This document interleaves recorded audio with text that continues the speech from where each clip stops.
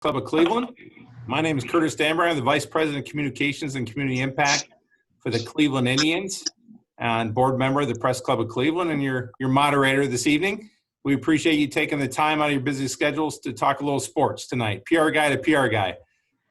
For those new to the Press Club, it was founded in 1887, is open to any print and broadcast journalists, editors, PR and advertising pros, and anybody that works with them. Our focus is to serve our membership by providing social and educational opportunities and promoting excellence in journalism. I strongly encourage, if any of you are not a member, to please consider joining tonight. Go to pressclubcleveland.com to become a member. And I'd also like to invite you, I mentioned promoting excellence in journalism. We're going to be doing that on August 7th. Our All Ohio Excellence in Journalism Awards will be held virtually on Zoom this year. So please register and join us on that evening. The name of our speaker series, as I mentioned, is Behind the Headlines, which I think is a perfect title for our guest tonight. We always see the players, the coaches, the execs, and hear all the news about our favorite football team, the Cleveland Browns, but lurking in the background, close by is Senior Vice President of Communications, Peter John-Baptiste. Peter's been with the Browns since July of 2014 and oversees the team's communications, community relations, and alumni departments. Prior to joining the Browns, Peter spent 17 years with the New York Giants. Very similar path that I had, starting as an intern and working his way up the ladder. Graduate of UMass Amherst, majoring in sport management, as a native of St. Croix, where he lived until going to school as a freshman in Massachusetts. So first of all, thanks for joining us, Peter, and welcome to the Press Club. And I want to start there. What was your transition like moving from the Virgin Islands to the East Coast? That's pretty funny. Curtis, thanks so much for the introduction. It's great to be here with this group. I think I've been among your presence maybe one other time when you had the opportunity to listen to, I think Sashi Brown might have spoken to you guys at some point, maybe 4 or 5 years ago. But good to be with this group. Like I said, Curtis, thanks so much for hosting. It's always good to talk PR guy to PR guy. I remember when I moved to this town in 2014, you and Tad Carper from the Cavs took me to lunch. We haven't met for a meal since then, so that's not a good thing. So we got to find a way to meet again for lunch or dinner or maybe just drinks even. But I guess your question was about my transition from the Virgin Islands to UMass Amherst. I think a lot of people who work in sports grow up as sports fans. Many people have dreams of and a lot of people who cover sports too. Many people have dreams of playing in professional sports. Well, my dreams never really came close to becoming a reality. But I knew when I was in high school that I wanted to work in pro sports. My mom was from Massachusetts, so I always, a lot of kids who grew up in the Virgin Islands, when you're looking to make that career jump and you're looking beyond where you've grown up, you look to come to the U.S. to go to college. So my mom had a connection, obviously being from Massachusetts. I looked at UMass Amherst because I knew I wanted to work in sports. And it was really a no-brainer for me once I got in. I learned so much about the UMass sports management program, how many connections they have. You could just look here in Cleveland, for example. You guys might not know this, but Chris Antonetti, the president of the Indians, is a UMass alum. And then you look at the Cavs and their GM Colby Altman. He spent time in the UMass graduate school program as well. So UMass has a lot of connections in Cleveland. And really, that was my thought on why I'd go to UMass and major in sport management, because I wanted to work in pro sports. So how'd you get your foot in the door at the Giants? Foot in the door at the Giants. You guys know the sports business. A lot of it is, networking and knowing people. Always like to say, you never know who you might know that might be able to help you with an opportunity. And internships are kind of the way to go. So a former classmate of mine at UMass had interned with the Giants, and I applied for an internship with the Giants. He put in a good word for my would-be boss, and I got an opportunity there way back in 1997. So I worked in the community relations and the media relations department as an intern. That's awesome. Yeah. So PR-wise, we always talk and make jokes that, we could write a book some days with the stories and the experiences we've had. So I want you to pick one of these 3 road trips and road games while you were with the Giants, and then pick one and tell us why that one was so memorable. So first, landing in Mississippi for a game in New Orleans and a famous bus ride that followed. 2, being stuck in Kansas City overnight when the dome in Minneapolis had snow break through it and you had to go play in Detroit. Or following that road trip on Christmas weekend in Green Bay, you need a win to get in the playoffs. You got smoked, and then you got stuck in Green Bay for 2 days because of the snow.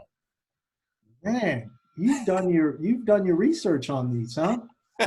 I am impressed. I mean, I could tell all those stories, but I don't want to bore anyone with all those stories. I'd say probably the best one that the best ones that you talked about was definitely when we ended up playing. I think we ended up playing on a Tuesday night in Detroit, and this was our trip to Minnesota.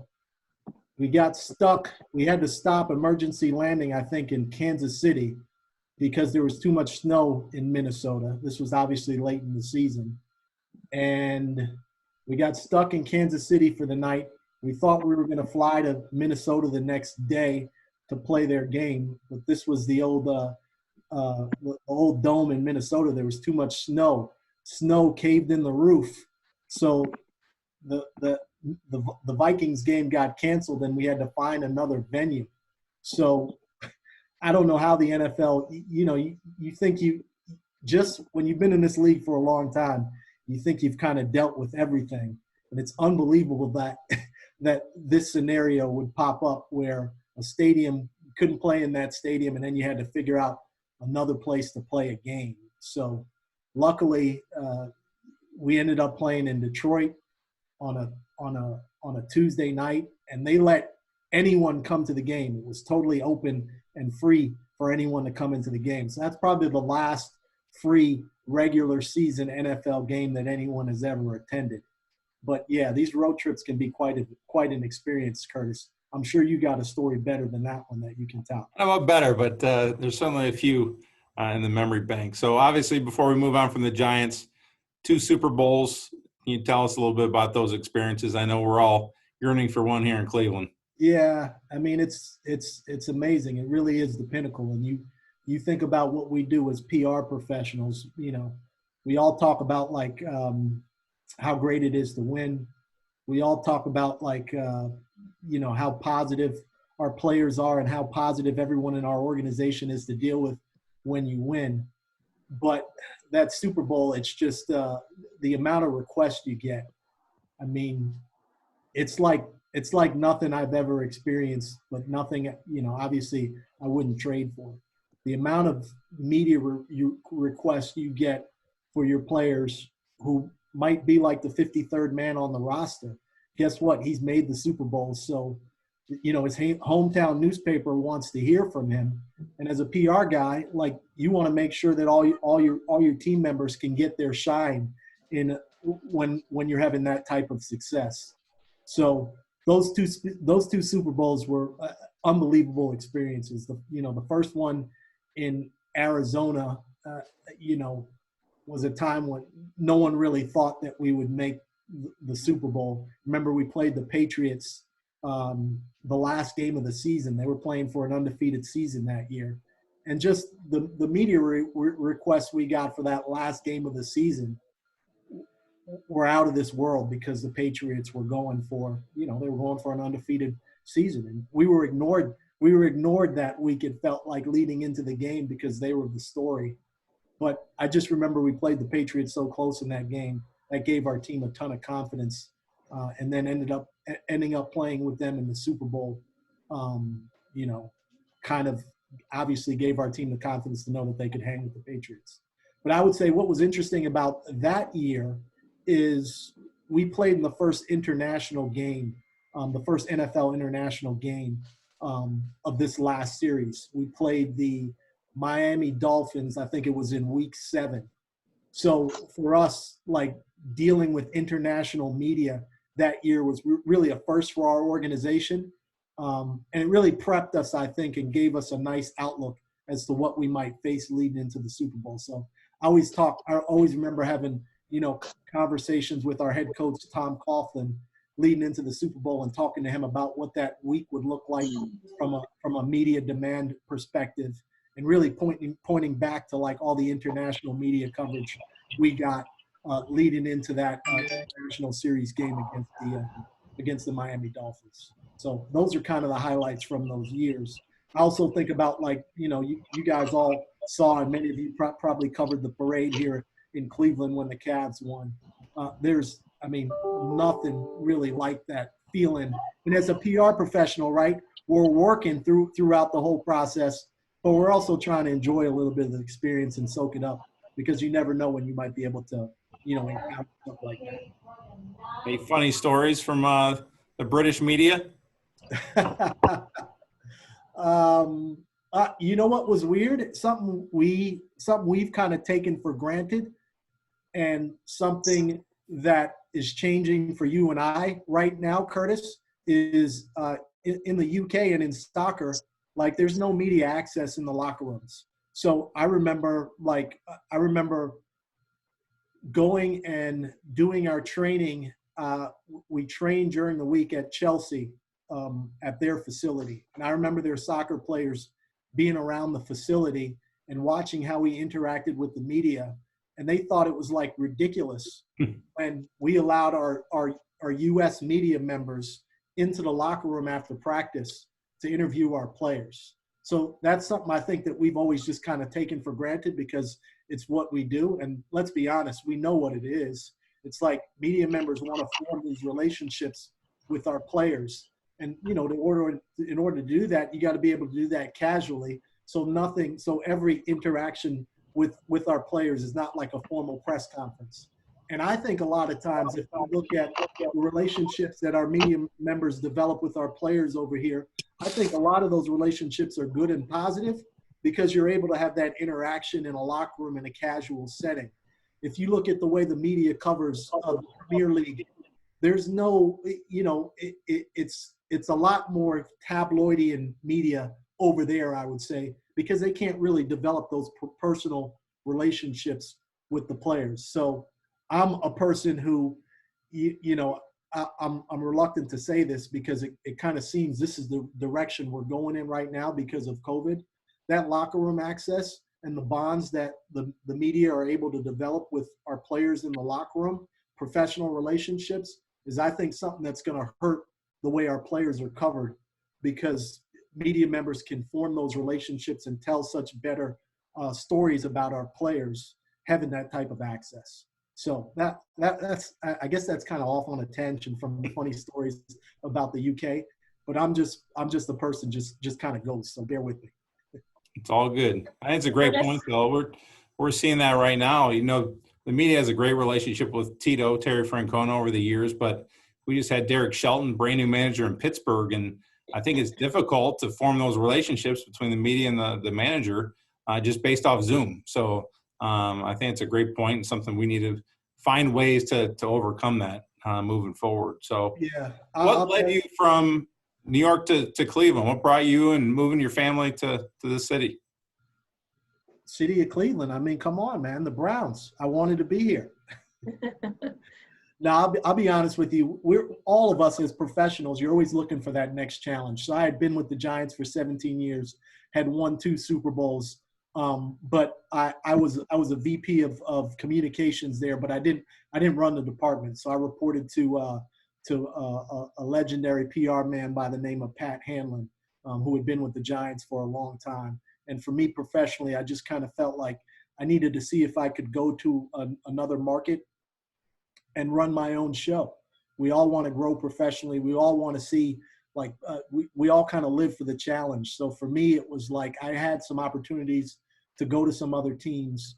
But I really felt like at that time in 2014, I'd done a lot. I'd done everything I could do with the Giants, and I wanted to challenge myself and see if I could take what I had learned from the Giants and apply a lot of it to a new organization and see if I could have a positive impact. Hey, Curtis. Yeah. We have a couple questions in the chat Sure. function. The first is from Denise Polverain.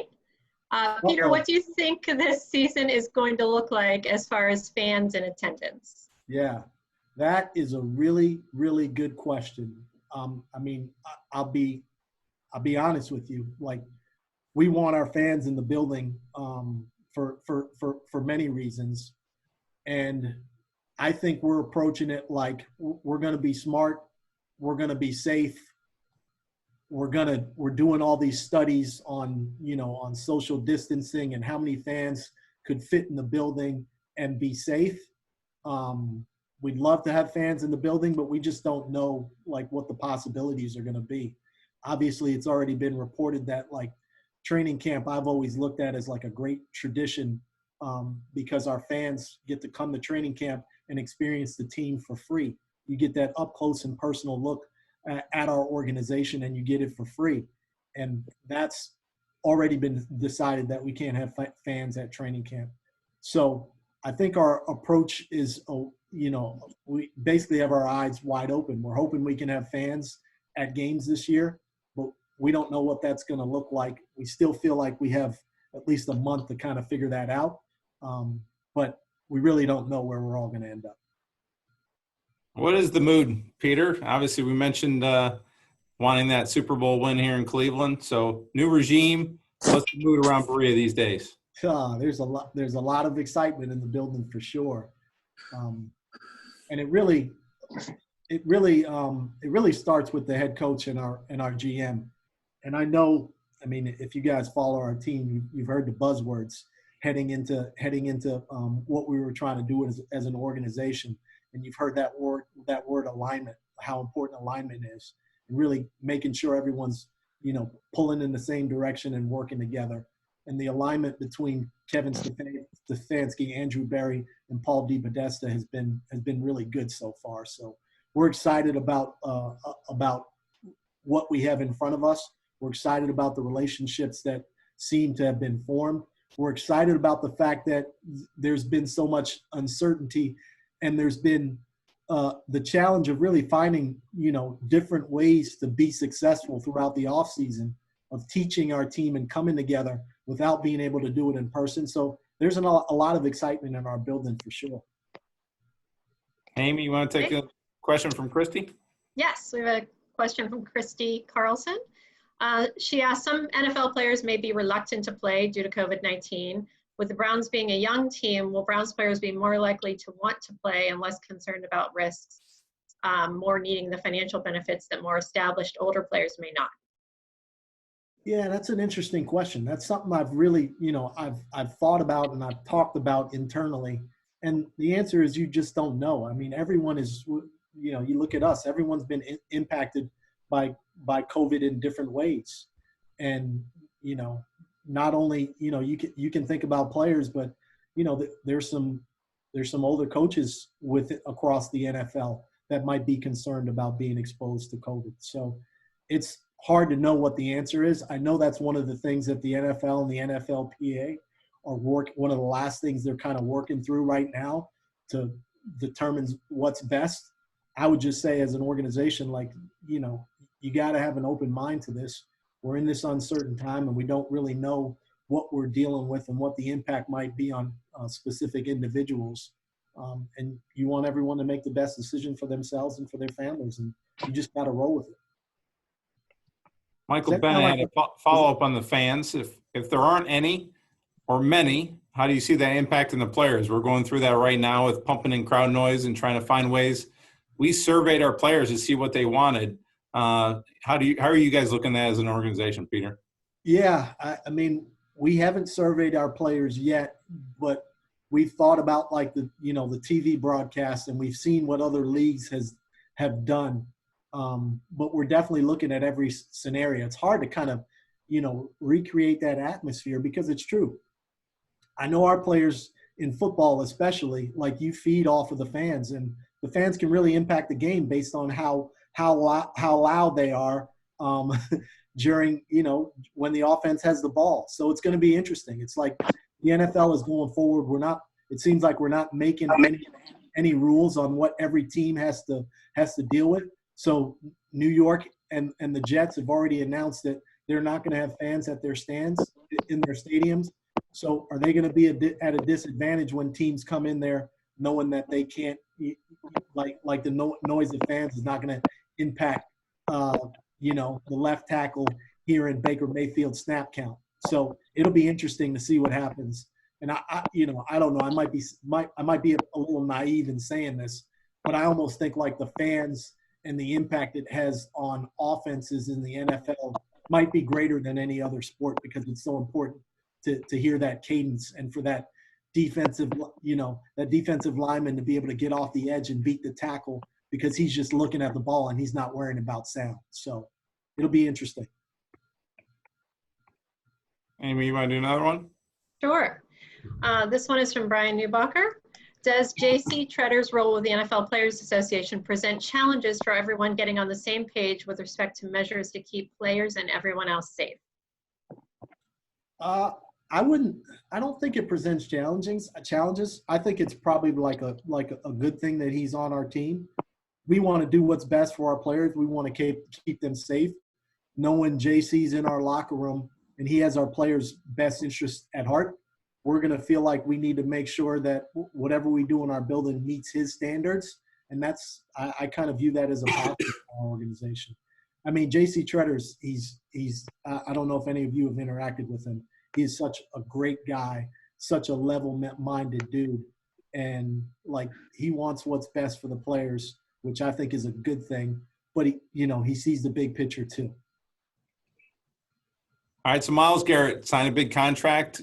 What was that signing? What did it mean to the locker room? What did it mean to the organization? I don't know if you guys saw this little tidbit, but we haven't re-signed many first rounders since the team has returned. In fact, he was the first one we've signed to a new contract since Joe Hayden. So I think it meant a lot to our organization to be able to, draft someone number one overall, them come in and perform at a high level on the field, and you being able to reward that player, know that he's going to be with the organization for a very long time. Now, obviously, we know Myles had the incident last year that we all had to deal with, but we made the decision that we know Myles Garrett. We're not going to let that one moment define who he is. No, nor will he. So everyone in our locker room and in our organization is elated that Myles is going to be a member of our organization for the foreseeable future. Now, you mentioned that incident. So as a PR guy, my heart went out to you. I've been wanting to know this. So where were you when that occurred, and then what ensued after that from a PR standpoint behind the scenes? We saw what happened on the field and everything that happened, but from your standpoint, leading PR, how did that play out? Yeah, it's tough. Things happen so fast, but sometimes when you see them happen, you feel like it's happening in slow motion. So the PR staff, NFL PR staffs, we usually leave the press box and come down to the field, I'd say with 5 minutes remaining on the clock. And we stand on the sidelines so we're in position to handle any post-game media needs on the field from the broadcasting network. And also we want to get there so we can, meet with the coach and really start meeting with our players so we can start to get a sense of the vibe and prepare our players heading into their press conferences and their media availability right after the game ends. So I remember the three of us, myself, Rob McBurnett, Dan Murphy, who are our directors of communications for the team. We were standing on the sidelines kind of, basically organizing how we were going to take care of our network partners after the game. So ESPN, they were going to want to, they were going to want one of the, the primetime performers of the game. We had NFL Network, their sideline reporter was going to want to get with Baker Mayfield.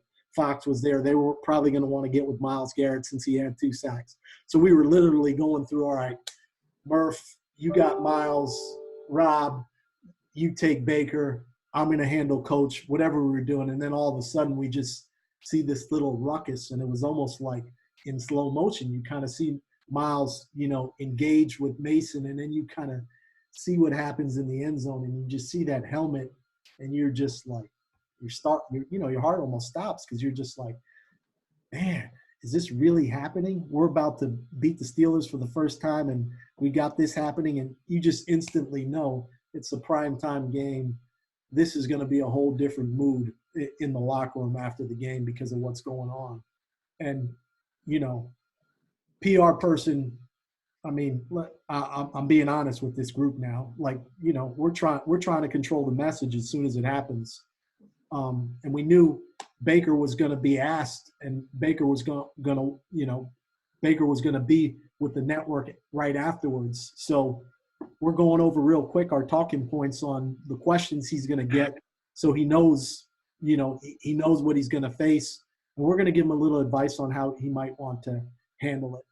And immediately things just happen so quickly. We go into the locker room.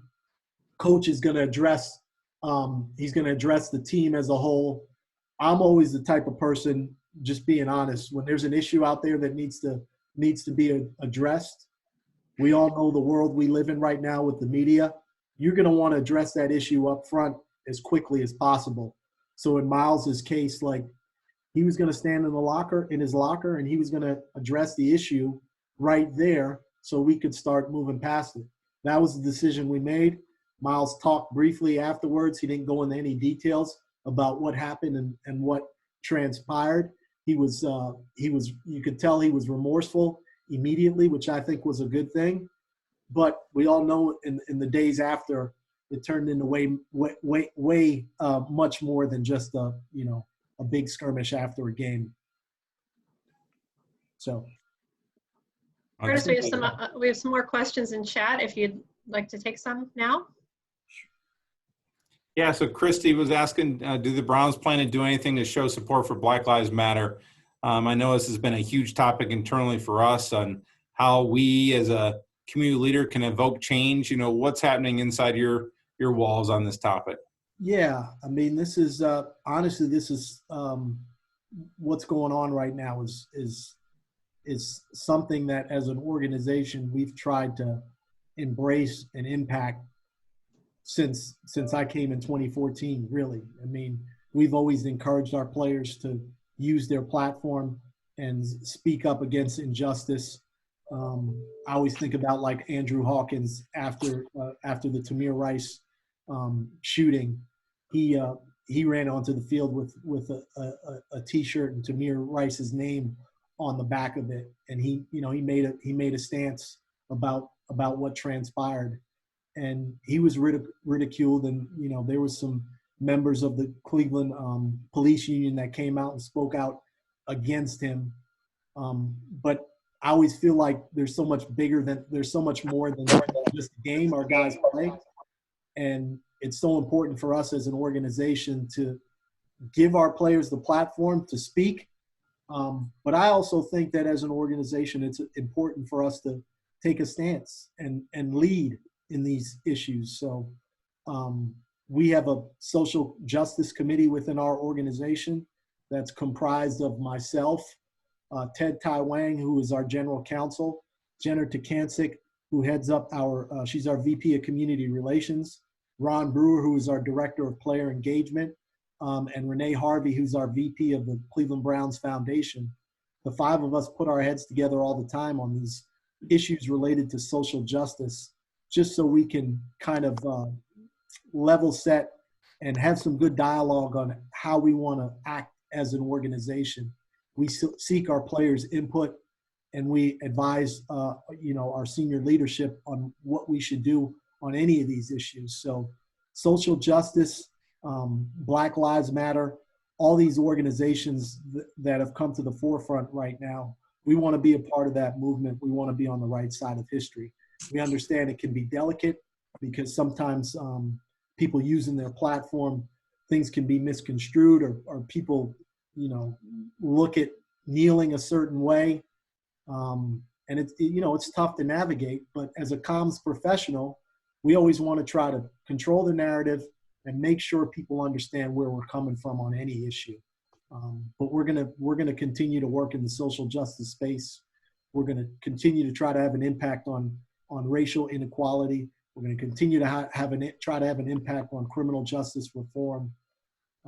Voter registration and voter education is going to be something that's important to us coming up. And we're going to continue to try to give back as an organization and use our platform for good. Jumping ahead and kind of the same lines, will we see Colin Kaepernick play this season? He's been the face of this for years. Yeah, I mean, that's a good question. I can't really answer that question. It's, you hear so many different things, and you hear people say they question whether or not he can play anymore, which I don't really believe. Like I think he's a good quarterback, but I think every club just needs to make the decision on what's best for them, and they're going to do what they think is best for them in signing him and seeing if he plays in the league again. All right, from the you wake up, you never know what's going to happen department each day. Based on today's meeting about First Energy, question here is, have there been any talks about the stadium name? It's interesting that question popped up, and I mean, yeah, people are going to ask that question. It's just hard to really comment on anything like that when you don't really have the facts and you're talking about hypotheticals. So yeah. I don't really have an answer for that one. I mean, I know First Energy has been a great partner of ours, and we've supported each other, but we don't know, there's reports of them being involved. We just don't know, so you can't really answer that question. From Tom Barris, will the team support whatever ways the players choose to express themselves in regard to equity and the push for police reform? Taking a knee, would it support actions like taking a knee? Do other team owners get any input on the Redskins name change? There's a bunch of questions in there, Tom. Yeah, that's a lot. Browns intend to use Cleveland police in the game security plan, so maybe we take these one at a time. Yeah, so I will start with our players kneeling. I would say, I think what we always tell our players is use your platform, use it responsibly, but we're going to support our players we're going to support our players' right to express themselves peacefully. That's all I would really say about, kneeling and, whether or not we support them. Like it's their individual decision to do that. We can't tell them not to. And I think we've seen where the league is headed and how they've responded this offseason.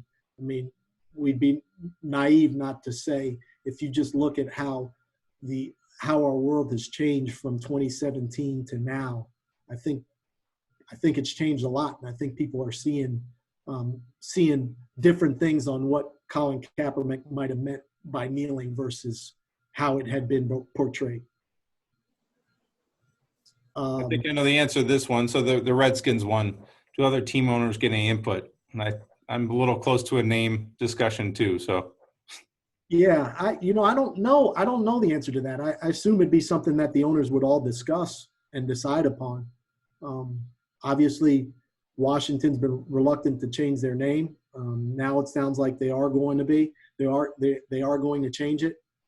I think everyone's looking at how times are changing, and everyone's reflecting on, the impact of all these different images in society, the impact they have on people, and everyone's trying to do the right thing. And it's tough to really navigate because, you're dealing with people's opinions and those things change. So I don't really have an answer for that, but I would imagine any name change would be discussed by everyone.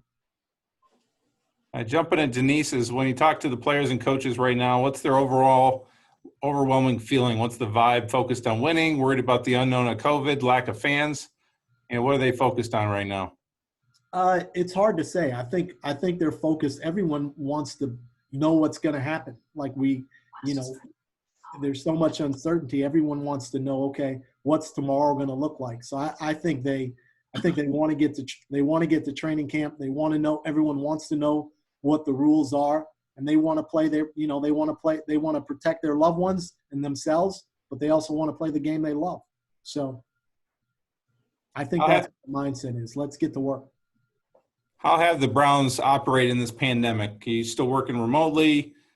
with summer, summer camp starting to hopefully open up, how's that been playing out? Yeah, it's been, I mean, we shut down the offices on, I want to say March 13th, and no one was in the office until June 1st. So that was, a long couple months out of the office that everyone worked remotely. And I think June 1st, we probably brought back, I don't know, maybe 15 to 25 employees to start working in the office regularly and really start working on the plans on what our building would look like when the players return. So now we've gotten to the point where our building is up and ready and running and ready for return. We've had to expand some of our player spaces into some of the normal front office spaces. So not all of our employees are going to return to the office anytime soon. So we're still in a little bit of flux, just like anyone else. I've been coming into the office since June 1st, but still have the flexibility to work from home some days. So I think we're all being flexible and we're all kind of rolling with it. But we do know, like, once training camp starts, obviously the building's got to be ready and everyone will be in the building more regularly and on a daily basis. How about the draft? Any funny stories coming out of that? That was pretty impressive in the middle of a pandemic that NFL was able to pull that off and do that remotely. Yeah, it was. The draft was, I mean, it was, I think everyone was really, really worried about, like, what could go wrong.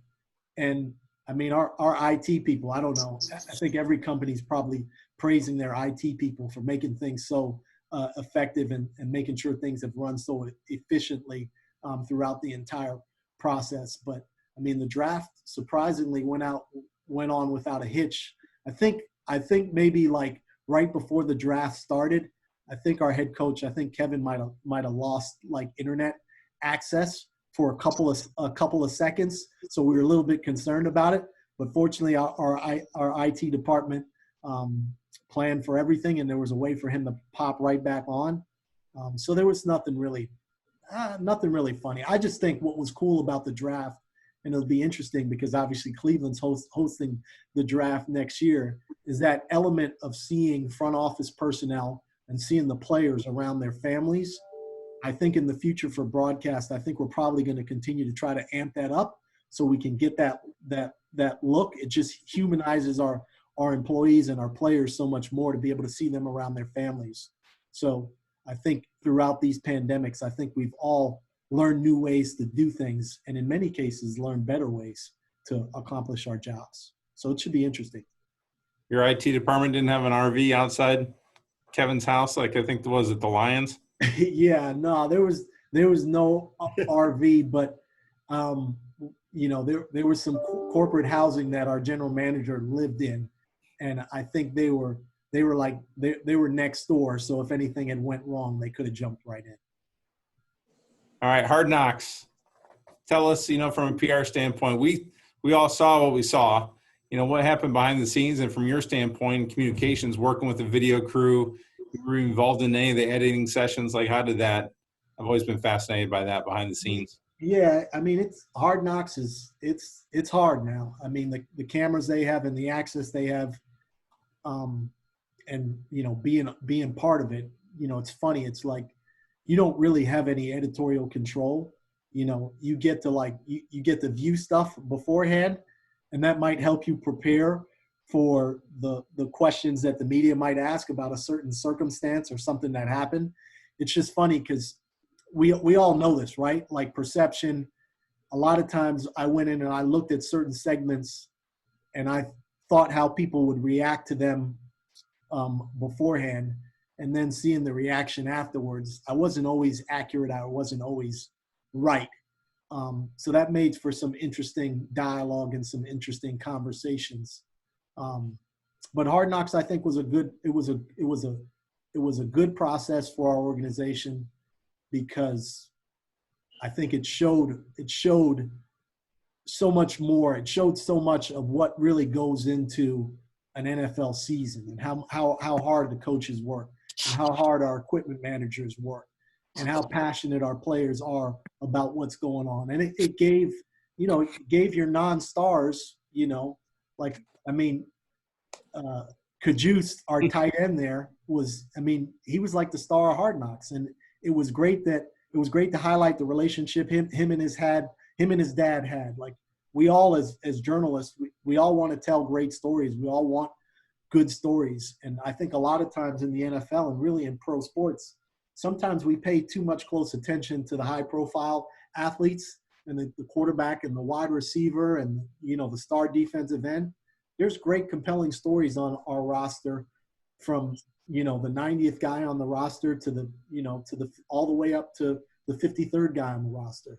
So I think Hard Knocks allows us to really focus in on the guys that aren't stars. It just shows like the makeup of all these people that come from different walks of life come together for a common goal. So I enjoyed Hard Knocks. I'm glad we got it over with. Wouldn't want to do it every season, but it was a good experience for us. Speaking of stars, Dave, Dina Talley asking about Odell. How's it been to work with Odell since he joined the Browns, coming from the Giants? Yeah, it's funny. Odell and I, we overlapped in New York for an off season. He was drafted in 2014, and I was with the Giants. And let's just say he quickly came in, and there were immediately some things that the PR guy had to deal with because he attracts so much attention. I really enjoy challenges as a PR person. I enjoy personality. I enjoy guys that I work with, and like can be a challenge just to convince to make themselves available to the media. Odell can be like that sometimes. He's such a smart guy, and I feel like every time he stands up and he talks to the media, he's something good to say.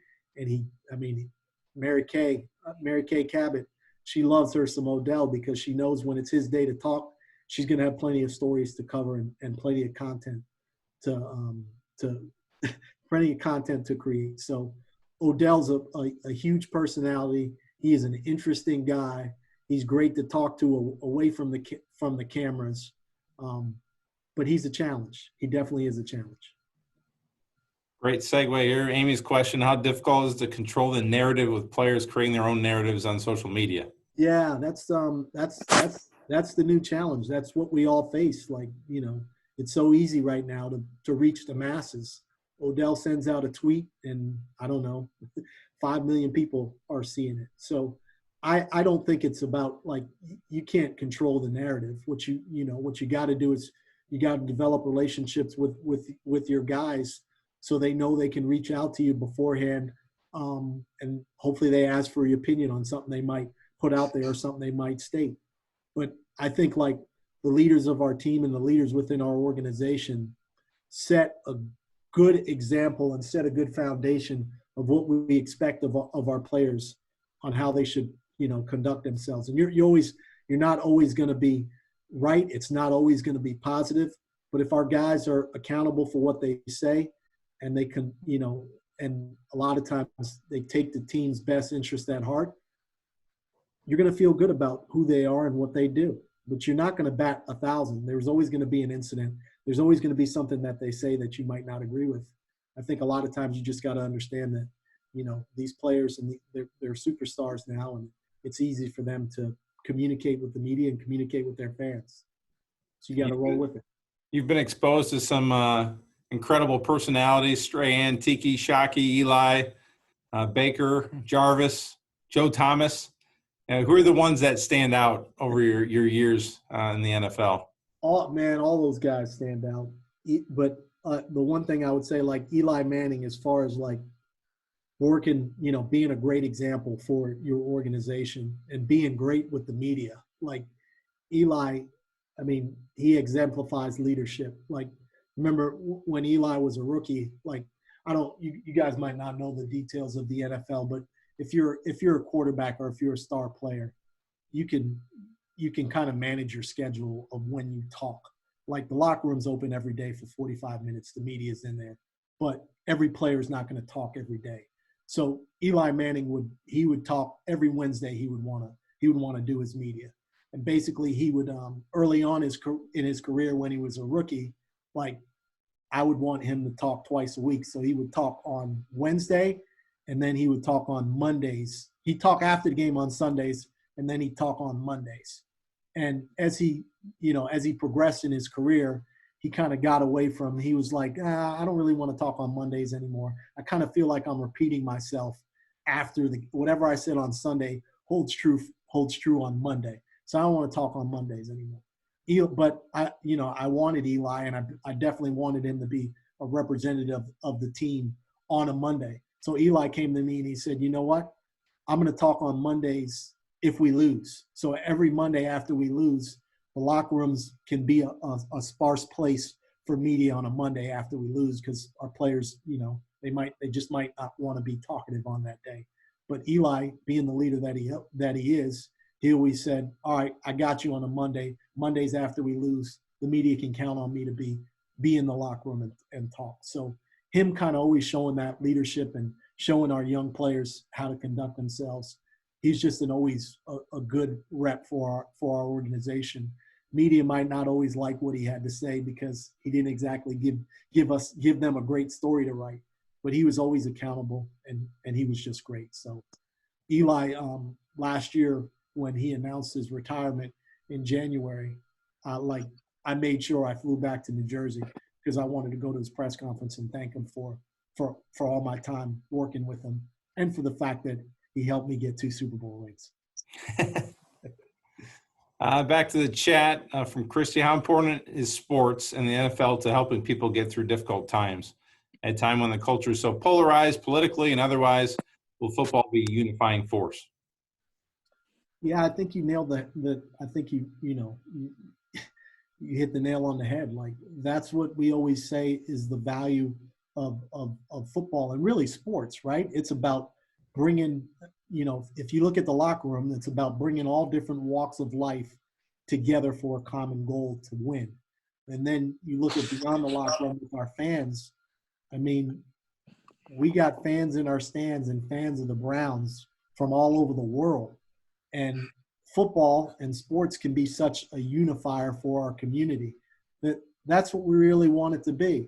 Now, I know I'm saying this, and I talked about like some of the divide that has been created in our country with players speaking out and players, reacting to different things that are going on in the world, and that being viewed as divisive. But I always say this, I look at our players and I look at the fact that we got players that came up from all different parts of this country, but they can relate to each other in the locker room and come together in the locker room for a common goal. So oftentimes I look at them as like experts on how to like put aside your differences to come together for a common goal. So that's why we always talk about them using their platform. And that's why we always talk about like what the game of football and the Indians and the Cavs can do for our communities. It's just, there's no greater unifier than sport. Now, ownership. I know we always see and hear about Jimmy and Dee in the public eye, but similar to the Dolans, we get to see them behind closed doors, see them as real people. Tell us about how they operate and how passionate they are about our community right here in Cleveland. Yeah, the Haslams are awesome. Our whole give back initiative and what we do for our fans, whether it's the work we do in education, the work we do with CMSD, the work we do with our fields program, like that comes from Dee and Jimmy. Like they have, their history of giving back in Tennessee and what they've done here in Cleveland, like it's just, again, it kind of speaks to what's really attracted them to sports, the power of sports, the power of professional teams, and the impact you can have on the community to give back and inspire others to do that. Like they're two really, really good people. They get a bad rap sometimes, Jimmy especially, but they're passionate people. They want to win. Jimmy's competitive. He wants this team to win, but they want nothing more to have a positive impact in this community. And it's a guiding force of who we are as an organization. We talk about what we want to be every day, and as an organization, it's 3 things. All right, we want to win, which we haven't done a great job of. We want to take great care of our fans who have supported us, and we want to give back to the community. That's what everyone in our organization comes into the building thinking about every day. And that comes straight from Dee and Jimmy Haslam. Winning. Quarterbacks, Cleveland loves their quarterbacks, whether it's Bernie and your first year. I'd love to hear your first season, 2014, 7-4, Johnny Football Mania.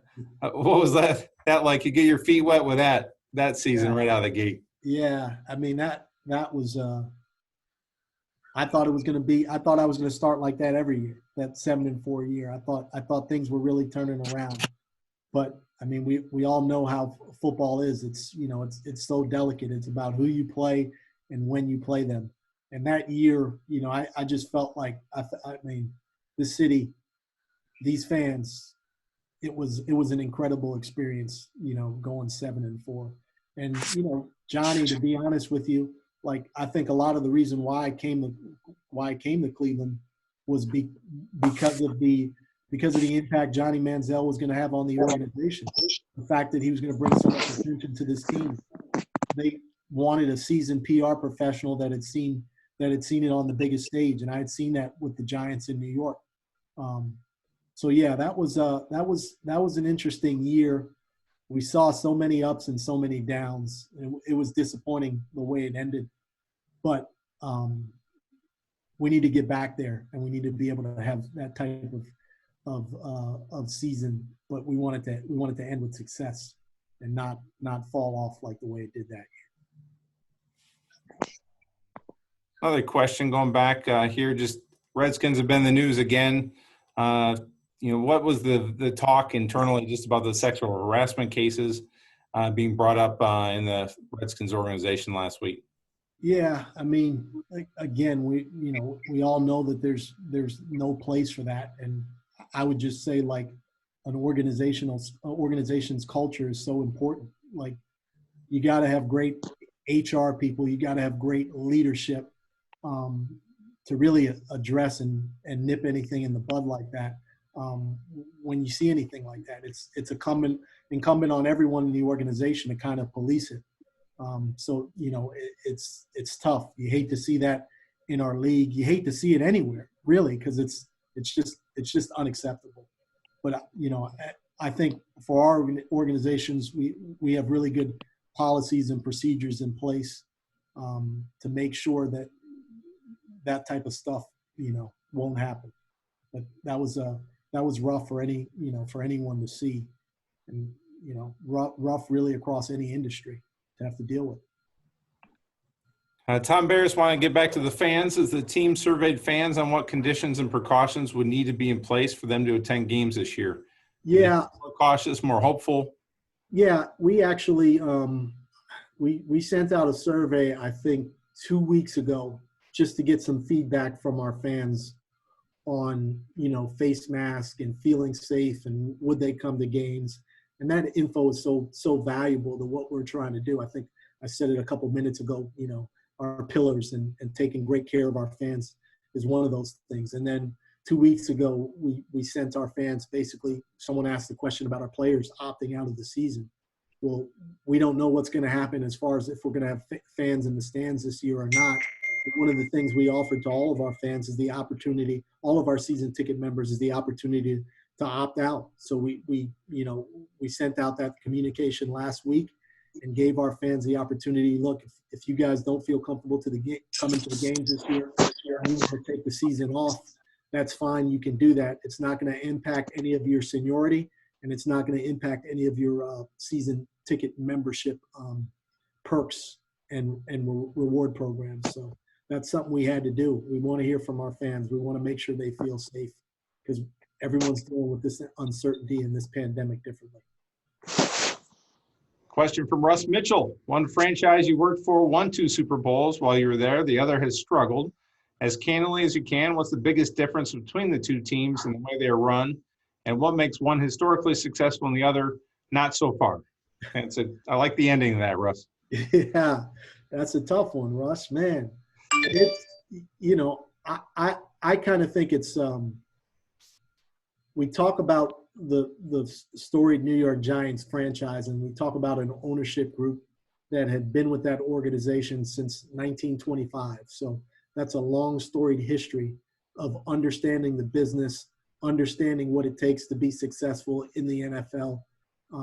And that takes time. And I think Dee and Jimmy Haslam will be the first to speak up and say, they've said it many times in press conferences, becoming owners of a team didn't come with an owner's manual. So there is a learning curve.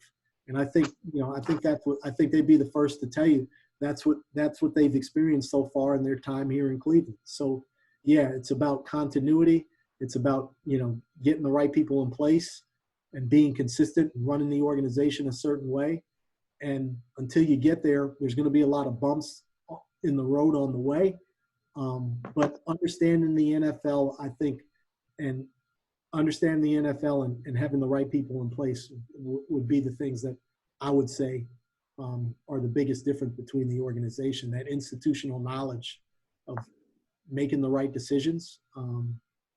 And hopefully that's where we are right now with the alignment we've talked about and the group we have leading our organization right now. We got the fan support, that's for sure. People are engaged in the team. The Haslams have, they're not afraid to invest in the organization, so we've done that. Now it's just about, again, making sure we have the people in place that can lead us to success. Let's go. We have the alignment. Let's make it happen. Question for one of my mentors, former EVP of business, Dennis Lehman. How do you manage a story you have never experienced? Who's your go-to person for advice and counsel? Wow. That's, I think I said that earlier. Just when you think you've dealt with everything and anything, something else happens and you're just like, wow. My mentor is, I mentioned him earlier. His name's Pat Hanlon. He's worked, he's been in the NFL. I want to say he's been working in the NFL for probably 35 years, and he's done a great job with the Giants, and he's seen everything. So I rely on him a lot for counsel. Also, I think we got really smart people, in our organization that I can rely on and talk things through with, like Dave Jenkins, our COO. There's nothing I can't go to him and talk to him about an experience we've been through that we might be dealing with to get his counsel. But, ultimately in PR, it's tough, man. It's just, that's a tough question to answer because you never want to say never. Like, I could wake up tomorrow and I could be dealing with something I never faced with, but I have seen a lot in my 21 years in the NFL right now. And you got to rely on your experiences to make the best decisions on how you might handle a circumstance. I mean, I can talk about my Giant days, and Curtis brought up some road trips. One of the road trips I'll never forget about is one. This was after we won the Super Bowl in 2008. Woke up one morning and was about to go on a road trip after Thanksgiving. We were headed to Washington. I think our team at the time, we were 10-1, coming off a Super Bowl year. Our only loss that year early on, it was a Monday night game in Cleveland. We lost to the Cleveland Browns in Week 4, and we were going to Washington to play the team in Washington, and I got a call that morning because one of our players was out late and put a bullet through his thigh in a nightclub in Cleveland. That was Plexico Burress. So that was an interesting morning, and that was something I never dealt with before. But in all these times, no matter what it is, no matter what you're dealing with, like, we all try to gather as much information as we can to make the most informed decisions. And when you have a strong ownership, and you have ownership that wants to be involved, like the Haslams or the Maras at that time, you sit down and you talk about everything that you might face, and then you deal with the circumstance at hand and you move forward. Plexico put that, had that incident where he shot himself, and we knew pretty quickly that we were going to have to make a decision. We were going to have to deactivate Plexico, and he wasn't going to be a member of our organization for the remainder of the season, despite the fact that he had helped us win the Super Bowl before, and the fact that he had gotten us to 11-1 season. So those are tough decisions that you need to make. You make the right decision. The PR part of it and controlling the narrative are easy to have to handle and have to deal with. because you made the right decision dealing with the circumstance. We've been dealing with that for the past 3 months. Who could have explained or predicted what we've been through? Yeah, no doubt. Recently. Will we have Browns cheerleaders anytime in the foreseeable future? No, there's no plans for Browns cheerleaders in the foreseeable future. It's funny, the Giants organization that I work with for a long time, there's not too many organizations that don't have cheerleaders in the NFL. I think it might be less than a handful, but I worked for the Giants. We didn't have cheerleaders. I came to the Browns and we didn't have cheerleaders. So NFL has canceled the preseason. Denise is asking this. Any reaction to this? I can't comment on that right now because it's not official. Have they put out a release that says they've canceled the preseason?